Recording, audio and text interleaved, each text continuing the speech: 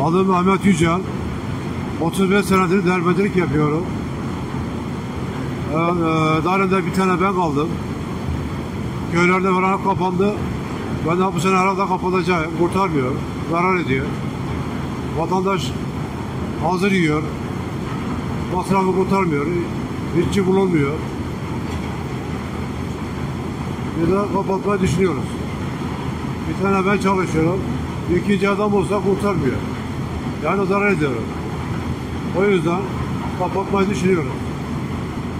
Ya hazır yiyor yani, kimse köylüler bulgur kaynatmıyor, unutmuyor. Yani koca köyde, bizim köyde 2 kişi bulgur kaynatıyor. Ona göre sepet. Yani köylerde hiç bulgur kaynatan yok.